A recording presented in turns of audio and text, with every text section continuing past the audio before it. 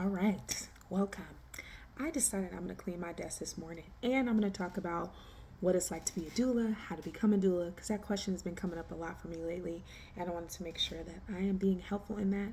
Sorry if you hear my squeaky ass chair. I don't know where to put lubricant in the oil in the chair to make it like not make that sound. If I get distracted again, I'm never going to clean this desk. So, first things first is what is a doula? And I think the easiest way to explain it is someone that provides support for families having children. Now, there's different types of doulas, but the most common thought about a doula is surrounding birthing folks. But there's also death doulas. They're actually really emotional and physical support for folks. We don't do any medical procedures, and you'd be surprised, even doing, the blood pressure cuff is considered a medical procedure, so we don't do that. However, we can inform you and give you information on said medical practices so that you know how to administer them yourself. So there's that. Next is, how do you become a doula? So this is a big question.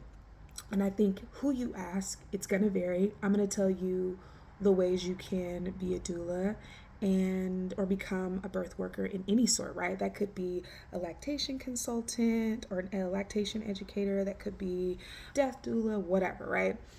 There are a lot of programs out there for birth and postpartum doulas. You can take a class, and through that class, it could be over a weekend, it could be a couple of weeks, depends on the program that you go through, and you learn some of the foundational things. A really good program is also going to have inclusivity and trauma informed care, or and if they don't, that's okay, but I would really look for the ones that suit me. So for me, I was looking for ones that talked about advocacy, that were inclusive, so our LGBTQ plus folks, gender nonconforming people, birthing babies. Informed care was really important to me. I definitely feel like the more information you have for the most vulnerable of us, we're going to take care of everybody. So you start there, it's going to take care of the masses, right? And so once you go through those classes, you will always have things you have to do to get your actual certification. Now, here's where I'm going to pause. Certification is not an indication that someone is a good doula or good birth worker or not. What it does tell you is that they went through a training program and they completed it. It also doesn't mean that someone that has had 80 births with no certification versus someone that's had 12 births with a certification is better than the other. What makes a doula good is how well they work with you, their in the moment practical ways of working with you, and what else? Can you build a relationship with this person? Do they understand what you need? Are they listening more? The fundamentals of being a doula is really supporting and helping someone stay informed in the process. It is not for them to tell you what to do. We want to buck the trend of telling you what to do, and we want to inform you so you can make a decision that best suits you. Shut up, computer. The next part is, how much does it cost? Again, that depends. Some of the training courses offer scholarships. Some are free. Some also give you the opportunity to pay in payments. You just have to do your research there. I personally would warn against a place that is charging an astronomical amount and you never get to see them. You're not interacting. Your training programs should always have an element of interaction with other folks, whether it's virtual or in person.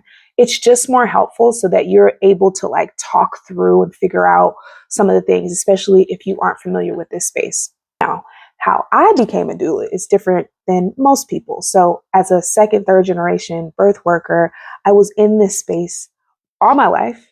My familiarity with it is already there. I started being a doula, working as a doula before I ever got any official training.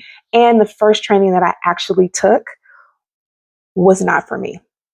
And I won't go into details, but I knew that in this space, one, I was needed in the way that I present in the world. I was needed with my, I will say, well-rounded brain around how I think about people and what inclusivity actually means. And inclusivity is not just being nice, right? And that kind of came up in that training. And while they were really great and super helpful and built community, I recognize that for me, that wasn't a place that I would necessarily suggest someone go to, but I did find others. And so the trap that a lot of us get into, though, is continuing to go to these classes and get certified. Now, certification is an interesting word in the doula space. Again, you do not have to have a certification. All of the classes I've ever taken, except for maybe 3, and I've taken like 8, 9, I have never gotten certification. I just didn't feel like it was necessary. Again, like I said, I was practicing as a doula for 4 years without training or certification. Again, I had a previous experience and my own experience and whatnot, so it was a little different, right? You can train underneath another doula, which is perfectly fine. You can train in a community of doulas by being hands-on, finding a doula that's willing to take you on their visits and prenatals. That's what I do all the time, anytime I can. Obviously, I vet people because I have a center of my practice is LGBTQ plus folks, trauma-informed care, and most importantly, Black and Brown women. Full stop. So that's really important to me. So I don't just let anybody come along, but I make sure that I make myself available to do that, and I also pay them. What you will find in these spaces is that a lot of folks ask doulas or aspiring doulas to be backup doulas or support doulas, but they don't pay them for their time. And I try to be better at that because I know how much our time is valuable. And listen, rent is due on the 1st of every month. Okay, so the next thing is, how much do doulas make? It really depends. So I personally use they call it social impact model or sliding scale, depending on what I'm offering. In my practice, I choose to make sure that some of the proceeds to any of the births in a certain tier pay for someone else's birth or postpartum support for me, even lactation support. And that depends. So I live in Los Angeles, so the price point is a little different because of the cost of living, but also goes into how much a doula makes is how often she's working, or they're working, how often they're working, what type of clients they're having, and how they've expanded their business. So birth here in Los Angeles can range from about $1,500 to $15,000. It just really depends on what you're looking for. I've seen doulas that are way out of the 1,500 price range and start at 5. I have a better range, and I try to make sure I'm accessible to folks. Some doulas offer payment plans. Some doulas give you a super bill so that you can recoup some of the money that you paid up front back from your insurance. And then California, our Medi-Cal also pays for doulas. And I think the minimum is $1,500, if I'm not mistaken. I forget. I still haven't finished certifying. I was pregnant last year, but I'm almost there, y'all. I'm about to be certified. I just have to redo my CPR training.